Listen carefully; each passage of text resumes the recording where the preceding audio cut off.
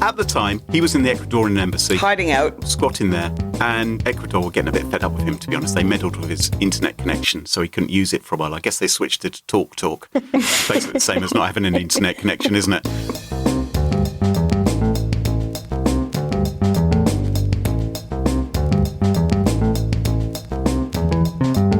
Smashing Security, Episode 378, Julian Assange, Inside a DDoS Attack, and Deepfake Traumas, with Carole, Theriault and Cluley. Hello, and welcome to Smashing Security, Episode 378. My name's Cluley. And I'm Carole, Theriault. And this week, Carole, on the show, we're joined by someone very special, someone who hasn't been on the show before. It is the co-founder of Assured, and perhaps best known as the former editor of Info Security magazine. It's Eleanor Dallaway. Hello, Eleanor. Hello, what a pleasure to be here. Princess Eleanor. Do you want to be known by Cyber Princess or just Princess? That's my formal title, yes. Okay, let's kick this show off and thank this week's wonderful sponsors, 1Password and Vanta. It's their support that help us give you this show for free. Coming up on today's show, Graham, what do you got? I'm going to be asking the big question. Julian Assange, hero or villain? Okay. What about you, Eleanor? I'm going to be talking about some ransomware simulation hot takes and walk down memory lane at the same time. Ooh. And I'm going to be talking about kids, teens, and deepfakes. What can we do? All this and much more coming up on this episode of Smashing Security.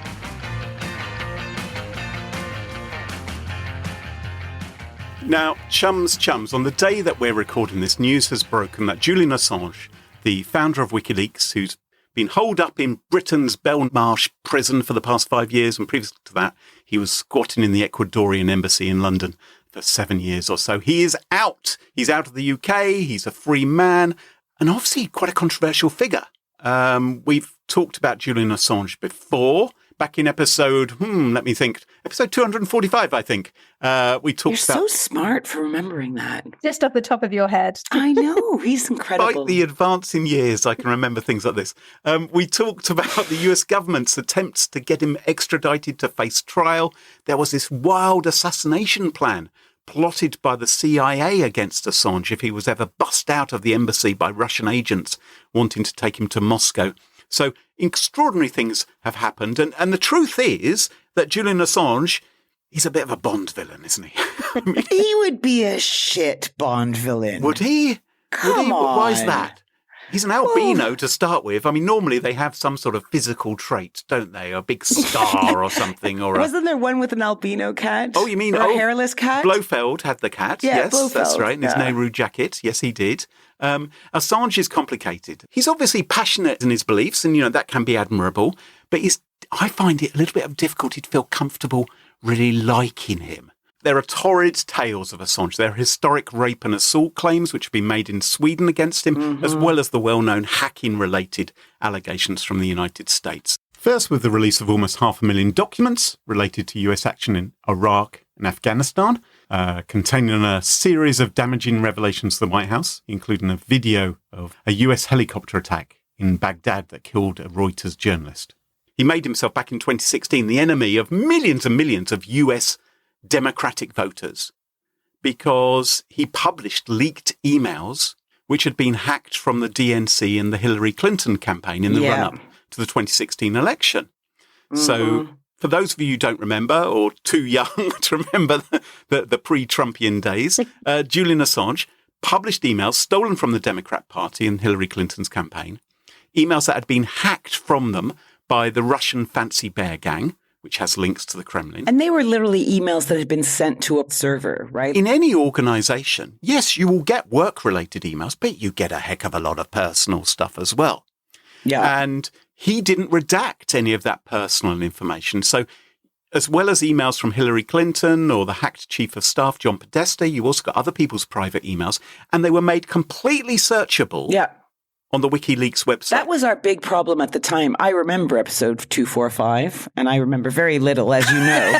But I do remember that we talked a lot about him not redacting information and putting people at risk, and that being the really big thing that certainly, bugged me about it all. For us, at least. For us in the cybersecurity and privacy sort of end of things. He's a very, very sharp thorn in the side of some of the most powerful establishment figures in the whole of the Western world, isn't he? He really is. Yeah, but he must have had hero complex. He must have just thought he was a god at the time. Do you remember the fabricated version of the Time magazine cover showing Julian Assange as the person of the year? I think it was 2020, 2021. Yeah. And it went viral and all different media outlets published it. They thought it was real at the time, but it was just totally fake news. And the real winner, believe it or not, was actually Elon Musk. Oh, my God. Oh, hard to choose there, isn't it? Yeah, I can see why they made a mistake. But when these emails were put up on the Wikileaks website, and they're still there, I looked this morning, you can get people's private passwords, calendar invitation, holiday plans, request for roommates, dentist recommendations. I was actually searching for dentist recommendations. This morning, I was doing it. Email addresses, phone numbers, it's all there. And the conspiracy theorists believed that there were even emails containing coded messages about Pizzagate. Yeah, wrong. And we cannot ignore the fact that WikiLeaks published that data dump on October the 7th, 2016, 30 minutes, just half an hour after the Access Hollywood tape of Donald Trump saying he liked to grab women by the hoo-ha. That's not what I call my bits.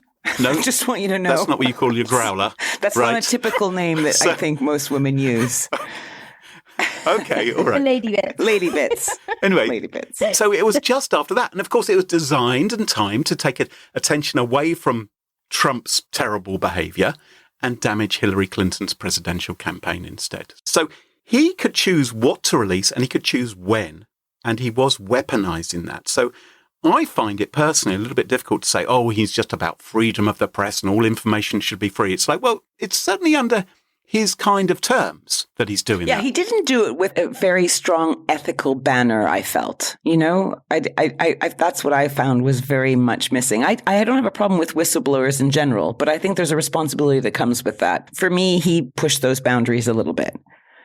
A lot. I think he would say that he was working to a higher moral value by saying, yes, people may get hurt, but there's a higher purpose here because obviously people are being killed by administrations around the world and armies. And what am I doing here defending Julian Assange? At the time, he was in the Ecuadorian embassy. Hiding out, yeah. Squatting there. And Ecuador were getting a bit fed up with him, to be honest. They meddled with his internet connection, so he couldn't use it for a while. I guess they switched it to TalkTalk. Basically the same as not having an internet connection, isn't it? Every time you say squatting in the embassy, I imagine his position. Taking a dump. Squatting, yeah. Well, the funny thing is, he wasn't happy with conditions at the Ecuadorian embassy, and apparently he did do what is known as a dirty protest. Oh, no. Where he was smearing some of his, I would say data dumps, but certainly his dumps up on the wall.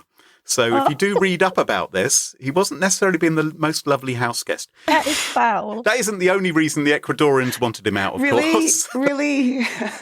That'd be enough for me. If I had a house guest who, you know, I'd be like, you know what, dude, I think we can call this a day. You know? Yeah. At least he had that balcony. He could have been using that, couldn't he? WikiLeaks were doing other things to make themselves unpopular and to be seen as the bad guys in the eyes of Western governments. In March 2017, they released information about some ultra-secret CIA hacking tools. It was the Vault 7 leak, described as the largest data loss in CIA history. And WikiLeaks claimed, albeit incorrectly, that encrypted chat apps like Signal and WhatsApp had been cracked by the CIA. They hadn't. They said that Samsung TVs were being remotely hacked to spy on conversations. They weren't. And WikiLeaks said it would work with software vendors to fix the zero-day vulnerabilities, people like Apple and Google. They didn't. So how do we know they hadn't and they didn't and all this? Well, because when people asked for the evidence, it was never forthcoming. And WikiLeaks initially said we are going to work with the vendors. We're going to do this. And within a week, they pulled back and said that they weren't going to do that. And you have to think, if these really were vulnerabilities which the CIA or indeed any other intelligence service might be exploiting, wouldn't it be good to work with the vendors to protect them if they had details of these bugs? So some of this information they were coming out with was a bit questionable. And time and time again, whether it be diplomatic cables, which were coming out, whether it was stolen email archives being published and innocent people potentially being put at risk because WikiLeaks wasn't But redacting Graham, it. okay, come on. We were at the time working at a cybersecurity company, trying to build a PR empire for that company. God knows why, but that's what we were doing. And, with help from Info Security magazine, God knows who their editor was. Exactly. And whenever any of these leaks came out, we were chomping at the bit to get the write-up and put it out first. It's interesting, yeah. Yeah. So we helped in this, is all I'm saying. You particularly. Hello. And Eleanor, both of you. Not to point fingers. But... I was just the boss. I didn't do anything. I've never done a dirty protest. Let me just stress that. So now... Are you sure? You've been to my house before, I'm just saying. Let's not go into any details. Assange... Put the seat down, Graham. Assange is out. Okay, isn't that interesting? He's out just before the elections again. Well, interesting, isn't it? Maybe the Americans didn't want him to be a political football. Maybe they didn't want there to be a lot of argy-bargy.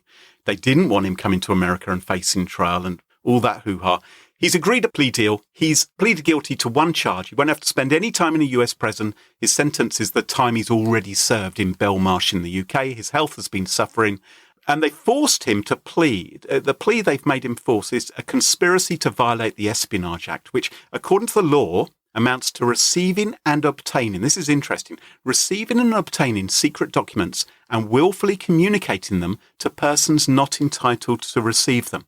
Now, that definition would cover an awful lot of whistleblowing, wouldn't it? Yes. And it must be scary for many journalists around the world to think, well, hang on. I receive and obtain secret documents. I willfully communicate them to people not entitled to receive them because sometimes governments do need to be taken into account. And so I have some sympathy there. Now, what we might see is future US presidents decide that certain journalists are, quote, enemies of the people and ensure that their attorney general throws the book at them. Because they will feel more empowered. Yeah, this doesn't happen yet anywhere in the world, Graham. Journalists are revered all the world over. And governments love them, especially when they point out the things that they're trying to hide. It's totally... Do you feel revered and loved, Eleanor? Not enough. Princess Eleanor, please. Yes. With my new title, things are getting better. Eleanor, what have you got for us this week? So it's not news per se. It's more hot takes, actually, from a ransomware simulation event that I attended yesterday. It was hosted by SecureWorks, and it was only members of the press were invited along. And it was surprisingly really quite enjoyable because it was so nice to see my fellow cyberhack peers, including the lovely Dan Raywood and James Pope, who were both on my team at InfoSec Mags. It's like old days. And the Beebs Joe Tidy, who, fun fact, was on the editorial team with me at our student newspaper. Really? At Loughborough University. Yeah. Look at him now. I know. Imagine if someone had told us back then you're both going to be cybersecurity journalists. I think we'd probably be absolutely mortified. But here we are, c'est la vie. Anyway, I have done a lot of these types of events before. We even run them at Assured, actually. But there are a few things that have struck me as uniquely notable or interesting. And the fact also that they use a publishing house as the case study of the hacked company, the ransomware simulation, was a bit of a trippy walk down memory lane for me. Back to the summer of 2021, when at Info Security magazine, we were taken offline for 6 weeks due to a whopper of a DDoS attack. So 6 weeks. 6 weeks. It's horrendous, isn't it? What happens inside when that happens? It was painful. It really was. What happened inside is a really good question. A lot of internal conflict, as you'd probably expect. So you have lots of different teams pulling in different directions. You've got, especially when it comes to the messaging, you've got the legal team saying one thing, the marketing team for the company saying another. I mean, we were owned by RELX, a FTSE company. There's a lot of global players involved. And then, of course, you've got the sort of hands-on editorial team, people like me that are very closely connected to the industry that are saying, well, I want to do it this way because we have to eat our own dog food, right? We're a publication. we preach transparency and openness and learning from mistakes. We cannot cover this up, which you'll be unsurprised to learn is exactly what some of the head honchos wanted to do. Right. So there was a lot of sort of internal battling going on, talking about the comms. I turned instantly to some people in the industry who I really trust for their advice on what to do, what to say. And we tried to manage it as transparently as we could. But for 6 weeks, all we could really do in a literal sense in terms of the work was prep for sort of evergreen features because we knew that there was no point writing news. We did switch to a podcast to try and present news in some way to the readers, but really there was very little we could do other than work with our tech providers, the CMS. It was the CMS that was hacked, actually. So work with them as closely as we could to try and build. We had to build a new CMS and migrate everything. Oh my God. Yeah. And it's horrendous, isn't it? I remember when this happened. And I mean, and it was just astonishing how long it lasted for. Yeah. But the thing with you was that you were a very publication. You know, people would go there every day or multiple times a day to get the latest cybersecurity news. And suddenly the website wasn't there. So it would have been very difficult to hide what there appeared to be some sort of serious infrastructure problem going on. And it's embarrassing, right? Like our title is Info Security Magazine, and we've been hit by a huge DDoS attack. The shame. Did you ever find out who was behind it, or what the motivation was? We didn't. I had theories at the time. I'm not going to go into them. I don't want any calls from. We have a censor beep. One of my theories, and it's probably quite far-fetched, but I'd written for once actually in my career, I haven't done this very often, but quite a harsh expose of something that happened only a month before. And somebody did say to me in the industry, like, I really do think it could be coming from that. Right. The likelihood was it was something completely disconnected to that. But it was our CMS system that was DDoSed, and they also looked after a very large British bank. And because they had to prioritize that customer, they basically just said, we are shutting you down and there's nothing we can do about it. So it was a very trying time, but it was actually really interesting from my perspective because I get to put into practice all the things that we wrote about and we did, and hopefully sort of did the industry proud in the way that we were very transparent and open. Frustrating as it was that we weren't able to do what we did, that we lost our bread and butter. We were also losing vast amounts of money at the time. We were making a huge amount of revenue on digital advertising and serving impressions on the website, and obviously running webinars and podcasts, and all of that just had to cease for a whole 6 weeks. So it just took a massive financial hit as well, which was definitely not the main thing, but certainly a consideration as well, especially to obviously a very corporate company like RELX. It just seems really strange why someone would launch a DDoS attack. I mean, reasons to do it would be something political, or they don't like you for some reason, in which case, what's the point of doing it unless you post something on Twitter claiming responsibility and saying why, to make your point, and saying that, you know, Info Security Magazine is a terrible outfit, you know, and something like that. That bloody editor. Well, yeah, right. Useless. Or to get in touch and say, give us some money. It just seems really bizarre, doesn't it? That was the strange thing, that nobody claimed it. How frustrating, not knowing. We were expecting, every day we were expecting someone to claim it. But it never came. It never happened. So there's so many question marks still over it. But yeah. Do you know what was interesting? There was 9 of us journalists at that event yesterday, and somewhere between a third and a half of us had worked at a publication that had been the victim of a cyber attack that had quite literally taken them offline.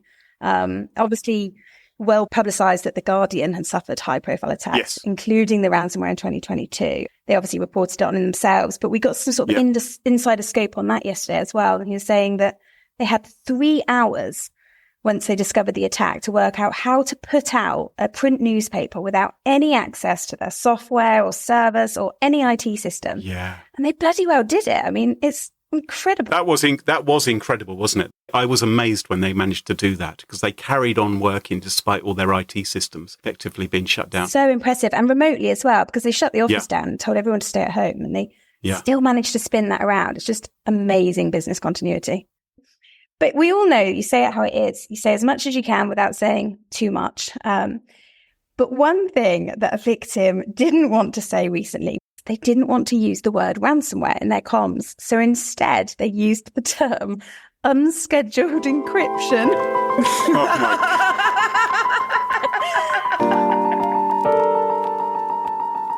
Carole, what have you got for us this week? Well, this week in the UK, we saw media reports of 2 private schools that have found themselves under police investigation. And the reason are these allegations that students have used deepfake tech to create porn images of some classmates. So the incident reportedly involved students from an all-boys school who manipulated images to create explicit content of girls from a nearby girls' school. And the schools implicated are not named, but they are described as some of the most prestigious private institutions in the UK. Not the comprehensive I went to then. Yeah, you're safe. You're safe.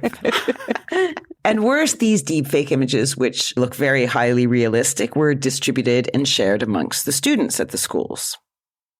So up to a dozen female classmates were sexualized and debased via these, pornographic deepfakes.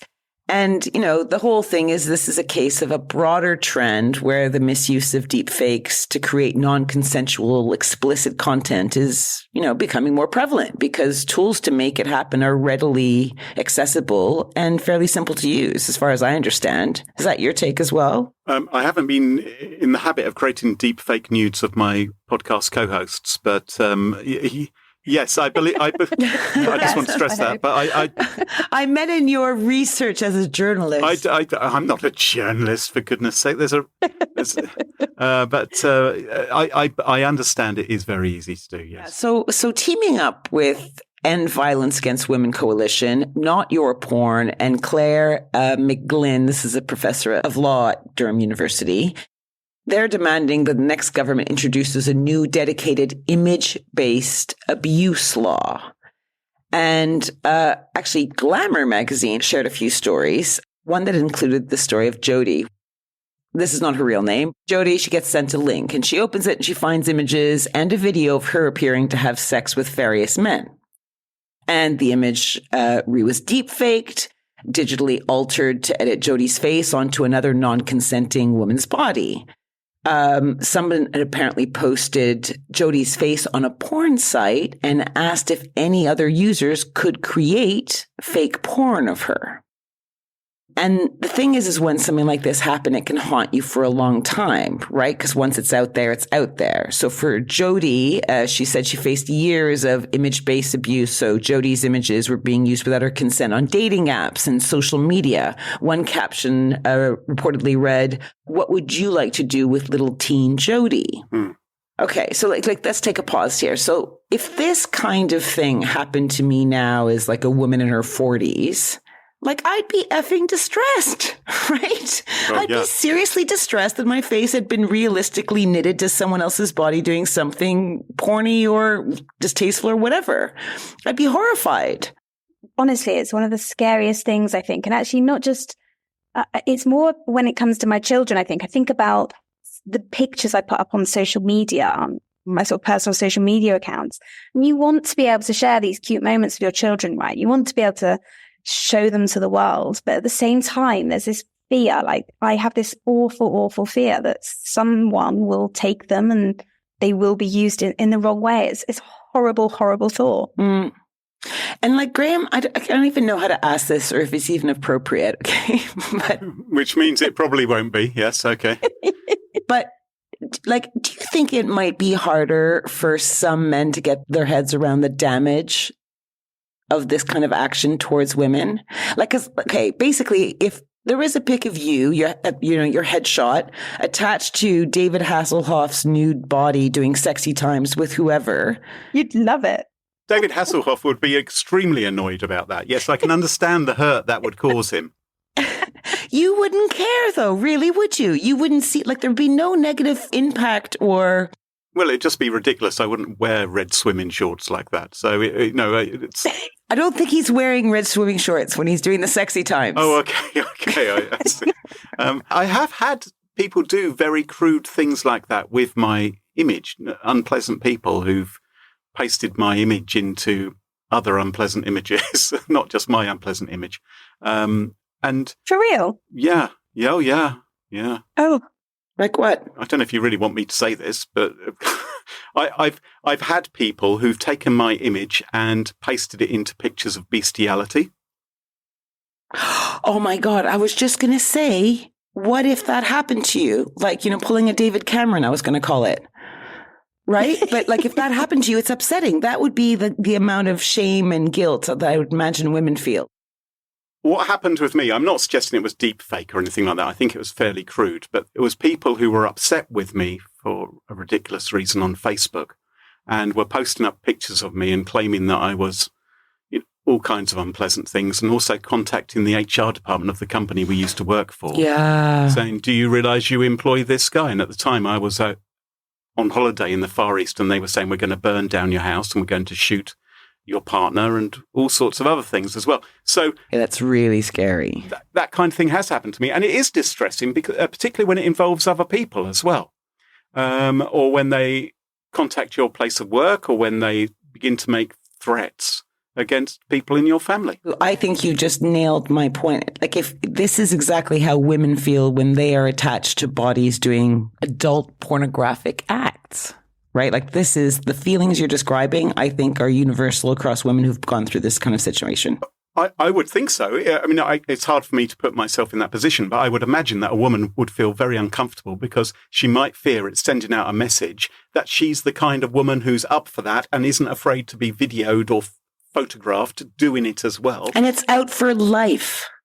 It's out there for life. And has it been made by a work colleague or a friend or someone who they encounter? It's really, really creepy and horrible. I honestly think that sort of distinguishing what is real and what is fake is one of the biggest threats to society and in the modern world. I just think, here. And not just in this sense, political reasons, propaganda, there's just so like geopolitical tensions. There's so much that comes down to fake news now, and the way it's sort of manipulated in the media is really scary. Mm-hmm. Well, listen, so we're going to get back to Jodi's story, okay? Because she figures out who was behind the deepfake. It turns out it was her best friend. Interesting you said that, Graham, right? A guy called Alex Wolf, who uploaded her pictures to pornographic websites without her consent. And Jodi says, quote, I saw a photo of me where I'm looking at someone and laughing, and there's King's College, Cambridge behind me. And I know exactly who I'm looking at. And my heart drops because I just know who's on the other side of that photo. I know that is the only person who had that image. Everything just made sense. I knew instantly what he had been doing to me. I knew that I didn't want to hear his excuses or lies, so I went to the only place that I thought could help me, which was the police. So when Jodi initially went to the police, accompanied by her flatmate, who also was a victim of Wolf's abuse, she spent 3 hours detailing her long history of image-based abuse. The police officer apparently didn't take any notes. She was later called by a liaison officer who said that there was insufficient evidence to proceed with her case, and they didn't feel as though a crime had been committed. Luckily, Jodi didn't let go. After reporting the abuse to another branch of the police, she spent 6 months pursuing the case, often at her own financial and emotional expense. She had to present all the screenshots and all her own evidence, all 60 pages worth.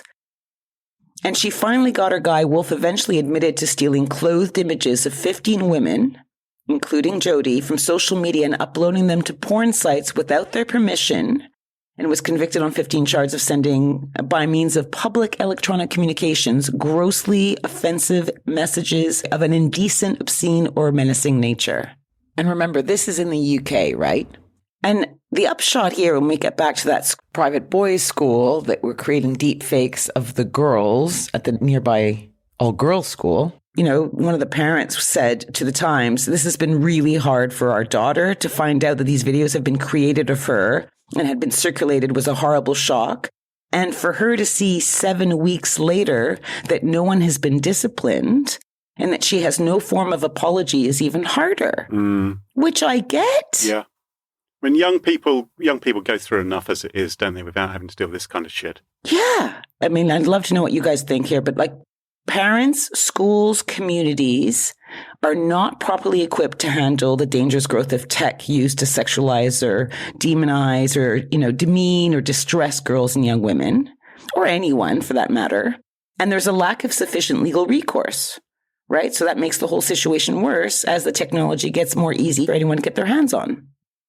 In the interim, do you think tech companies need to do more to stop the distribution of such images? I think they should probably be policing it a bit more if they're able to. The thing is, sometimes you will find people in authority asking the tech companies to maybe break encrypted messaging systems in order to intercept this kind of thing. So it's not an easy problem to necessarily fix. And it's, in a way, it's the same as all cyber crime, right? Any crime that happens online, it's just so much harder to hold people accountable and then to throw the law book at them. It's just, we're woefully inadequate when it comes to punishing those for digital crimes. There was the new law to tackle revenge porn, I believe, wasn't there, as one development that we can be grateful for? Yeah. There are some measures to protect against image-based sexual abuse, including the criminalization of sharing intimate images without consent, cyber flashing, and upskirting. But there's still huge gaps. And perhaps as a baby step, this was good to read a few days ago that YouTube now accepts complaints about AI-generated deepfakes that could impersonate you. The content must use AI-generated and feature identifiable visuals or voice samples. Now, I don't understand really why the AI generation component matters here. Like, if someone did a collage of my head and some body and took a picture of it and distributed it, why is that any, less upsetting? Yeah. But, so in the interim, I'm not even sure what to advise women and girls out there. Like, make sure there are no headshots of you anywhere because you never know. Like, it's bullshit. And action needs to be taken now. So exactly my thoughts. Yeah. I'm sorry. I know this wasn't a ha piece, but sometimes you got to get real. So I'm stepping off my soapbox now. The part about Graham being merged with David Hasselhoff was fairly ha. Not for him. He doesn't consider it any laughing matter. When it comes to ensuring your company has top-notch security practices, things can get complicated fast. Vanta automates compliance for ISO 27001, SOC 2, GDPR, and more, saving you time and money. With Vanta, you can unify your security program management with a built-in risk register and reporting, and proactively manage security reviews with AI-powered security questionnaires. Over 7,000 global companies like Atlassian, Flow Health, and Quora use Vanta to build trust and prove security in real time. Our listeners get 10% off Vanta at vanta.com/smashing. That's VANTA.com/smashing for 10% off. And thanks to Vanta for sponsoring the show. In a perfect world, end users would only work on managed devices with IT-approved apps. But every day, employees use personal devices and unapproved apps that aren't protected by MDM, IAM, or any other security tool. There's a giant gap between the security tools we have and the way we actually work. 1Password calls it the access trust gap, and they've also created the first ever solution to fill it. 1Password Extended Access Management secures every sign-in for every app on every device. It includes the password manager that you know and love, and the device trust solution you've probably heard of on this podcast, back when it was called Collide. 1Password Extended Access Management cares about user experience and privacy, which means it can go places other tools can't, like personal and contractor devices. It ensures that every device is known and healthy and every login is protected. So stop trying to ban BYOD or shadow IT and start protecting them with 1Password Extended Access Management. Check it out at onepassword.com/smashing. And thanks to 1Password for supporting the show. And welcome back. And you join us at our favourite part of the show, the part of the show that we like to call Pick of the Week. Pick of the week. Of the week. Pick Pick of the Week is the part of the show where everyone chooses something like, could be a funny story, a book that they've read, a TV show, a movie, a record, a podcast, a website, or an app. Whatever they like. It doesn't have to be security related necessarily. Better not be. Well, my pick of the week this week is not security related. You'll be very pleased to hear. Yay. This last Saturday the 23rd of June, it was supposed to be the date when Parisian Mayor Anne Hidalgo was going to swim in the River Seine to prove that the water was clean in readiness. I can't believe this is your pick of the week. I was going to bring this up during our earlier foray in that, talk about Julian Assange. Wow. I was actually going to bring this up, and So I you've heard didn't. of this? You've heard of this, have you? Yes, I know all about this. Go Wonderful. on. Well, this was actually, I didn't know anything about this until it was brought to my attention by a listener of Smashing Security.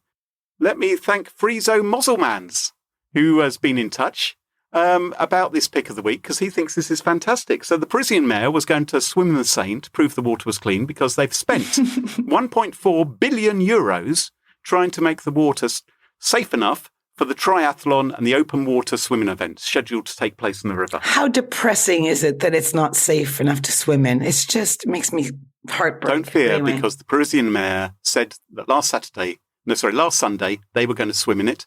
And President Macron himself, he said he was going to be dipping his little toe in there. I will have a little swim as well. Well, you never catch me doing a funny accent of the French Carole, so I'm surprised you did that. But I speak French, actually. So there was a hashtag created called Je chie dans la Seine, which is running a website, and that basically translates to I shit in the Seine. And this, their motto was, they have plunged us into shit. It's their turn to plunge into our shit. And what he's done is this guy set up this website, and French people are being told that they have to shit in the River Seine so that the water is of bad enough quality that they might actually do something to clean it up properly. I hate it. I understand, but I freaking hate this so much. Anyway, I'm not a supporter. Are you just jealous because you wouldn't have to do this in the UK because there's already enough shit in our No, rivers? I'm a swimmer, right? I was a competitive swimmer for 10 years. I swam open waters. I like having clean waters, and I understand, let's clean our waters, but to shit in it in order to make sure it gets cleaner makes me sick. Well, but also to spend 1.4 billion euros, Carole, on cleaning up the river just so some athletes can have a swim in it, as opposed to all the other things that money could have been used for. Not just athletes. Not just athletes. Afterwards, anyone can get in and have a little, swim along La Seine in your little striped suit. Le petit splish splosh. You might get run over by a bateau mouche if you did that. I don't think it's that safe. Is it? I feel like defecation is featured way too much in this podcast. It's about the typical level, to be honest. Welcome, Eleanor. What I liked about this website is they had a distance calculator. So you could calculate, depending on how far away you lived, on what day you would have to dump your package in order for it to arrive in Paris on the 23rd of June, which I thought... So this is why Friezo got in touch with me and said it sounds like a perfect pick of the week. Now, unfortunately, Emmanuel Macron has ruined everyone's fun by calling an election. Another one. Which means that the mayor of Paris has said, well, I can't swim in it now because I'm campaigning. So she's put it off. Well, he called an emergency election. I think they have something like, 2 weeks or a month to get ready? It's ridiculous. Yeah, well, do you think this is the reason, though? Because he thought, oh, sacre bleu. Sounds like a get out of jail card to me. I don't want to swim in la merde. In la merde, exactly. La merde de la merde. That is my pick of the week. Bravo to the French. Just as a side note, I read recently that the Thames has over 125 different types of fish living in it. And they also say seahorses and seals live in the... You see? No, They're probably all mutants. It sounds lovely. I was in Trieste recently on a little excursion, and it was a very hot day, and my friend and I went down to the port, and she was like, oh my God, I think I'm going to go in. I'm going to go in, right? And she starts taking off her clothes, and I go, don't. And there's floating bloated rats everywhere. Like it was suddenly, as soon as you saw one, you saw them everywhere along the boat. So our poor waters. Oh, no. Dear, oh dear. Eleanor, what's your pick of the week? The way that things go viral has always totally blown my mind. That sort of instant fame, the obsession that ripples across the globe. And I really love the fact that pop culture can just transcend any geographical boundary. And genuinely, there are very few jobs I have more respect for than the meme creators. I mean, obviously, surgeons, GPs, teachers, those fine. But how clever and how quick-witted are meme writers. So I thought my pick of the week could be looking back at my 3 favorite viral memes of all time. So I'm going to do it in reverse order, just like the top 40 back in the day, you know, trying to record them on a tape off the radio. Yeah, cutting out the ads in between. So in third place is I'm Not a Cat. The lawyer turning up to his virtual court in Texas during COVID times with a kitten filter on his Zoom, completely baffling him. Absolutely loved that. You remember? Oh, that was wonderful. I loved that. And his cute little Texas accent. I loved that, yes. Yes. And I love the eyes because he's trying to turn it off desperately. Flickering from side to side. I'm not a cat. Then at number 2 is, I'm sure you will both remember this one, Guy Goma, the poor unsuspecting man that turned up for a job interview at the BBC for, I think it was a technical computer role, actually. But he was mistaken by the people at the BBC as being Guy Cuny, who was being interviewed live on TV about the Apple legal disputes. And so this poor guy, literally Guy, was thrust into the hot seat under all the cameras and broadcast on live TV, asked about the legal implications of the Apple dispute, when really all he was doing was trying to turn up for a job interview. And his little face, it was amazing. It makes me howl every time I see it. Do you remember that? Yes. Yeah. Oh. Even the freeze frame. I remember Guy Cuny has passed away these days, but I remember speaking to him and he said, this is all people are ever going to remember me for, all the great journalism he did. Yep. But in fact, he will be most remembered maybe for not having been present at that interview when someone else was there they thought was Guy Cuny. He probably became the other guy, right? And then at number 1, my absolute favourite viral meme of all time was Senator Bernie Sanders at the presidential inauguration in Jan 2021. Do you remember it? The mittens? Is this the mittens? I mean, the poor man. I like the mittens too. He was just sat there in his mittens, his winter coat with his arms and legs crossed. Really nothing particularly striking about it, although definitely endearing. But for some reason, one photographer took a picture of him and the internet took it and ran with it. And they dropped his picture into almost every famous movie scene. Forrest Gump bench, The Lion King holding up the baby off the rock, the Friends sofa. He replaced Neil Armstrong on the moon in one picture. It would be a great statue of him, don't you think, somewhere? Wouldn't it? It was just fantastic. And I don't know what it was about it, but I loved it so much that my best friend commissioned someone to knit me a knitted Bernie in mittens with his legs crossed for my birthday that year. And I still have it, but it makes me smile. Wow. Brilliant. People that visit just think I. It's important to remember what, we love on the internet, I think. Yeah, I'm obsessed with American politics or something, but there you go. Carole, moving swiftly on. What's your pick of the week? So my pick of the week is for those of us who have suffered hand or wrist injuries, maybe things like RSI, like maybe something like arthritis in your hand joints. Right. And it's also for fidgeters. You know, those people that are always like clicking pens and, doing stuff like that. Maybe because you're a bit anxious. Or people with a restless knee. People are bumping their knee up and down all the time. They're restless. Right. Yeah, they have a lot of energy. And, maybe they're a little anxious about what they're doing. Anyway, Come the revolution, I'm putting them up against the wall, I'm telling you. They are top of my list. Oh, and get something else that's top of your list on the shit list. Well...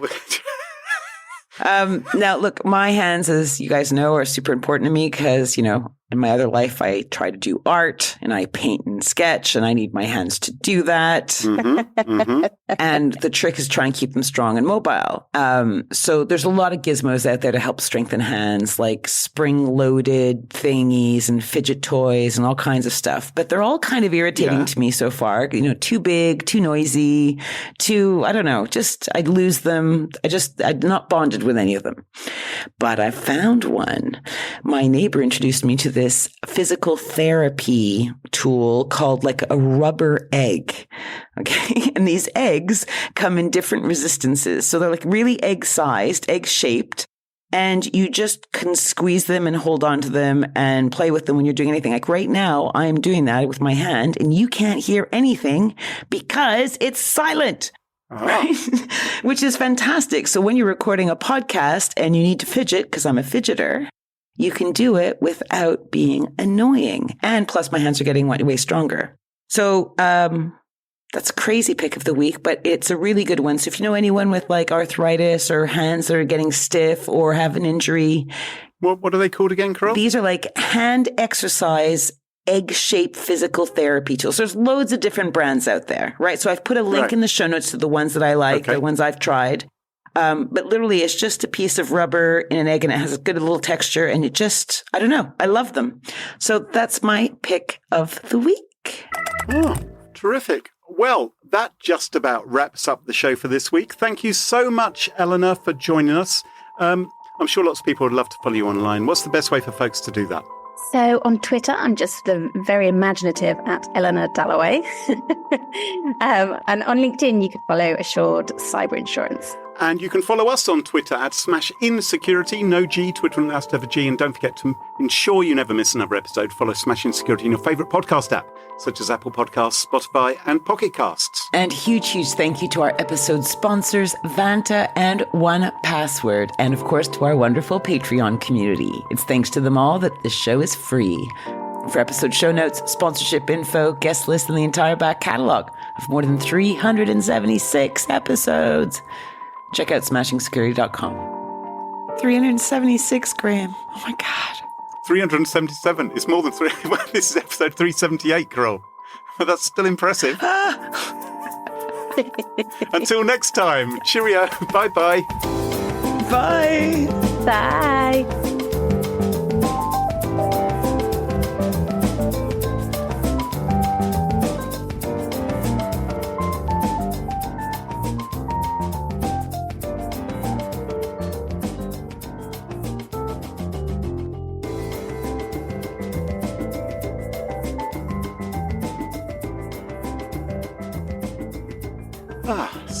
Slick. Oh my God. Slick.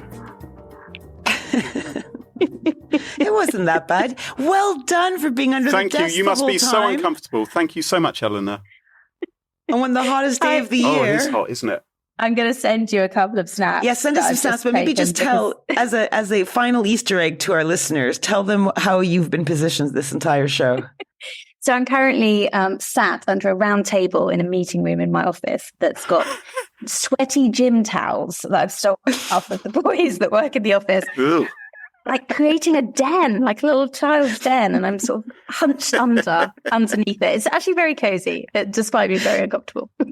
You see, listeners, this is the length to which our special guests go for you. Love Cheers, you. Eleanor. Thanks so much. Bye. Bye-bye. Bye. Thanks so much.